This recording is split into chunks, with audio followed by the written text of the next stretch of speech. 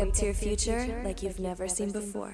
What's going on, everybody? It is David Palmer, Leo King, and this is your weekend astrology forecast for the weekend of January 5th through the 6th of 2019. Thanks so much for being here, and thanks for being a part of FutureLife.tv. Well, this weekend is the solar eclipse in Capricorn, and this is the start of the eclipse season. And then this is happening right at the beginning of the year. And this is a major solar eclipse because it is happening at the midpoint between Saturn in its home sign of Capricorn and Pluto in Capricorn. Now, why is this so significant? Well, number one, Saturn and Pluto haven't met up in Capricorn this close since the 1500s. 1517 was when they really started to become, in their contact zone. And this is an eclipse happening right in between both these planets that are getting ready in 2019 to start their major conjunction point. Now, Capricorn is a major sign. It's a cardinal sign. It starts a season. And this is dealing with our destiny, our fate. And it's interesting that this solar eclipse is making some interesting aspects, to say the least. Number one, it's happening at the midpoint between Saturn and Pluto. So there's major choices in our life about our truth, our needs, and our wants. And it's happening at a time where we have to look at the road in front of us, where we feel like we're all at a major fork, especially with our desires, our needs, and wants. And that's because Venus, which is in a really weird semi-square, okay? Whenever you get semi-square energy, it's a 45-degree angle over. And this one's happening with Venus, which is in Scorpio, which is making a weird quincunx over to Uranus, which is at 28 Aries. So we're getting this really weird energy. And with this weird energy brings up the end of major karmic retrograde planets that have been going on in Scorpio since October 5th of 2012.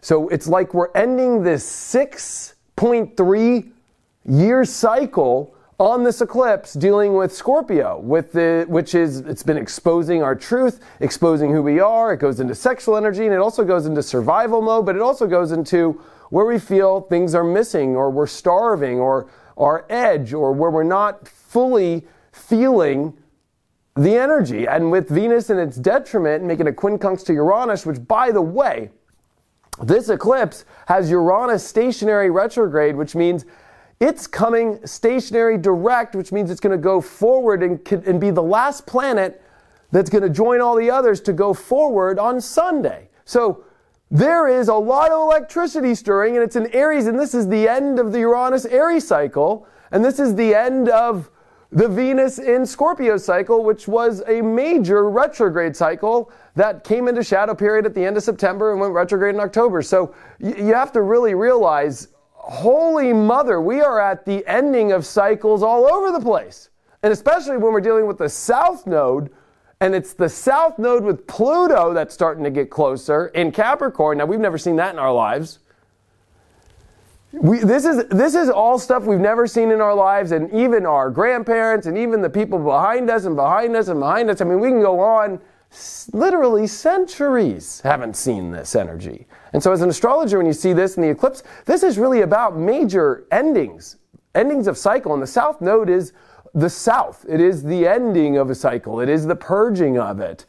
And we have this North Node, which is in opposition, of course, in Cancer, where there's these emotions that are coming up in our life, and they're not easy. They're tough emotions that we have to deal with, but they are about finding a place of comfort and where is home. And you got to remember, Mars is in Aries. We've got Neptune in Pisces, which actually Neptune in Pisces is making a great aspect to this eclipse. So even though it seems very hard to make these big decisions in our road, in our destiny, in our life, we are intuitively knowing where these things are going. But it's hard because there's no air energy anywhere in the astrology. Zero air. So there's no planets and air signs. So intellectually speaking, very difficult to try and understand the right choice by using your head. This is definitely emotional. This is definitely intuitive. And even deeper than that, this is going into having to look very far ahead and having to look at the last 6.3 years of your life and go, okay, there was a lot of things that felt like it was almost there, but it just missed the boat. It didn't fully integrate. So what's up here? What stuff didn't integrate? What stuff didn't work through that 6.3 year period here? And as Uranus is coming direct, which Uranus has been in Aries, it first entered in 2010. So really this whole decade, Uranus has been really trying to revive us and find a way for us to free ourselves to become who we really are. And I feel that this eclipse with this Capricornian energy is about the biggest destiny of our lives, especially with Saturn in its home sign and all these planets in their home sign. We got Jupiter squaring Neptune, and Neptune's in its home sign, and Jupiter's in its home sign as Sag. I mean, there's this energy of deep confusion, and do I pick the right path, and the guilt that goes off or the regret if you pick the wrong path. But you know, through 6.3 years of knowing of a major karmic test of what satisfies you and what doesn't fully. And when something isn't at full energy, and especially because this is an eclipse, and this is happening in Capricorn, it's happening in between Saturn and Pluto, it is a pressure. It is a pressure point. It's like having a knot in your back. This eclipse is like a knot. And it's a knot between Saturn and Pluto, two malefic planets. And with the South Node on Pluto, it definitely is bringing up this whole element of change, things that need to end, things that are over, things that are coming to a close. And this is a time in which this semi-square to Venus is bringing up difficult situations with relationships and projects and people that isn't on the mark to where you're going in your life and where you feel the trajectory is really going to fulfill you, no matter how logical it might seem to do something. If it emotionally is not feeling right, if it's not feeling like the signs are showing you weird stuff, you got to look at your life during this eclipse and this weekend and go, okay, let me look at my life. Let me look at this current present moment. What's off? And what energy am I surrounding or focusing my emotions and my sensitivities and all my energy on that actually is probably the reflection of what is not really working? And this is very, very important, because when Uranus comes direct on Sunday, it's at the exact moment when the moon's going to cross over the South Node, and then it's going to square Uranus, and Uranus is squaring the nodes, which means we have to free ourselves into what feels our true identity. And you know, I think it's very hard because with Mars and Aries, it's demanding that as well. So you got Mars and Uranus, which are in Aries. There's this demand on our life and who we are, and the repercussions if we actually don't go into what we feel our calling is. And this is the beginning of a whole eclipse season where we have a lunar eclipse in 2 weeks. It's going to finish with a full lunar moon eclipse in Leo that will be a total eclipse with the sun in Aquarius, and put another ending to the nodal cycle that happened over the last 19 months, which in the last about month and a half, 2 months, we just had this North Node and South Node in Capricorn. So there's a lot over, you can look at multiple different cycles. You can look at the last 2 years, and that cycle's getting ready to come to a close. You can look at the 6.3 year cycle of the Scorpio stuff, that's coming to a close. Then you can look at the 9-year cycle, 9-year cycle that's coming to a close, which actually, ironically enough, is exactly when we had eclipses in Capricorn. And Uranus was coming into Aries to start the Pluto-Uranus square, which in my opinion, because if you actually look at how crazy the astrology is of the Pluto-Uranus square, the Pluto-Uranus square that happened from 2012 to 2015 happened mainly at these degree points and where this solar eclipse is highlighting as well, which means this is definitely about a huge, huge, difficult, breakthrough, but death and rebirth in our lives. And it feels daunting, but the daunting thing is not following your intuition and your gut, not following what you feel spiritually called to. And don't forget that Venus is trining Chiron during this whole entire weekend. And this element is bringing another weird vibe because, it's a truthful kind of, not the most, I guess you could say, fluffy vibe of truth of what needs to be fixed as far as in yourself, of how you're going to create a better life. And it might feel like there is some sort of loss, or there's some sort of feeling that you have to let go of something. There's a lot of letting go in order to move forward. And it feels scary because Pluto and Saturn can scare the bejeebus out of us, but they're trying to bring this new integrity. They're trying to have us grow up. We're all growing up.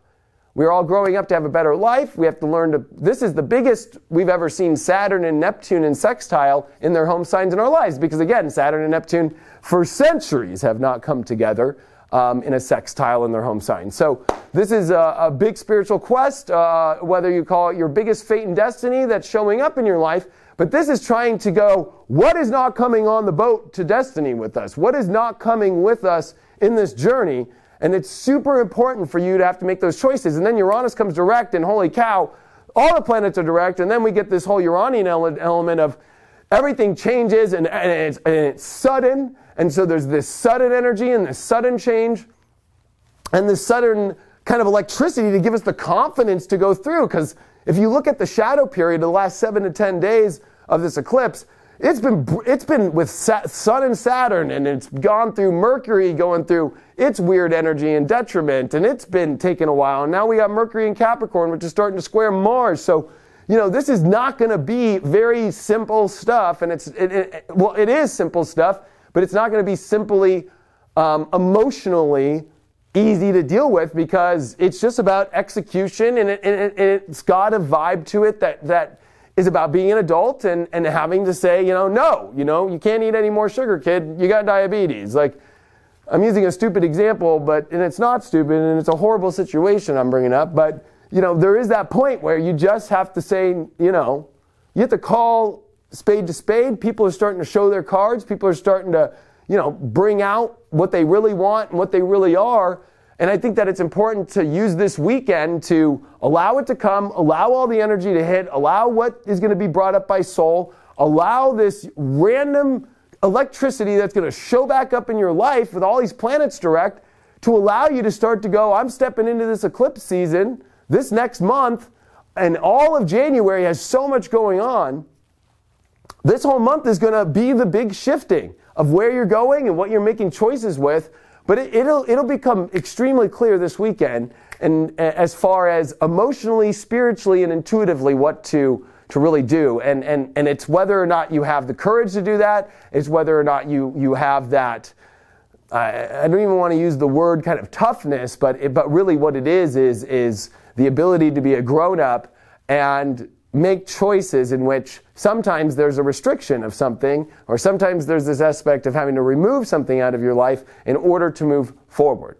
And especially with Neptune, which is in perfect aspect almost to the solar eclipse, it is asking for a removal, something to be let go of, something to be cleared out of your life that is like the holy water that is coming in. And even though it's hard, or even though there's an element too that brings up the sensitivity at its most height, it doesn't matter if Neptune's in positive aspect or negative aspect.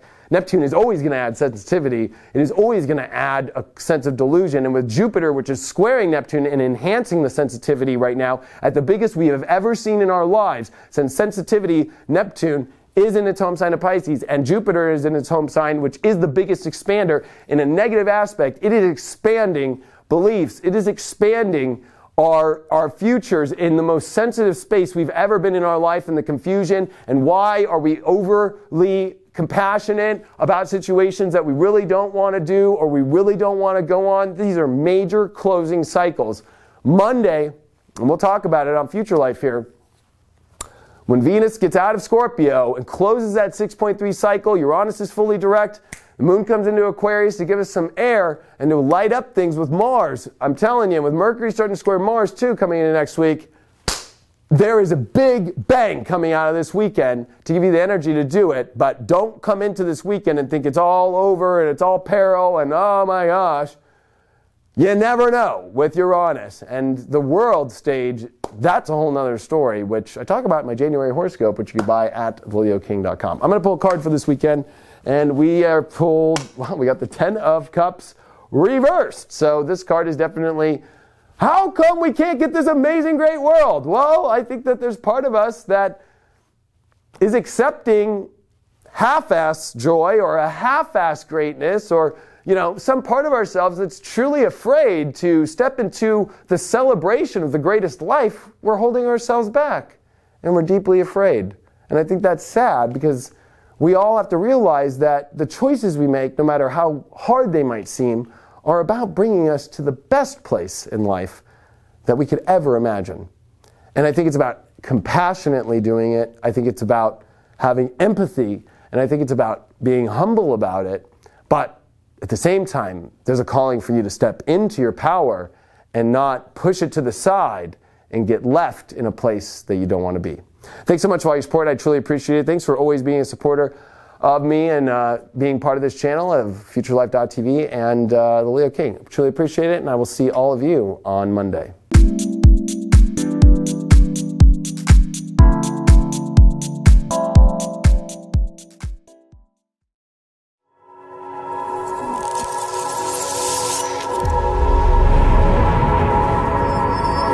Future Life. Wake up to your future like you've never seen before.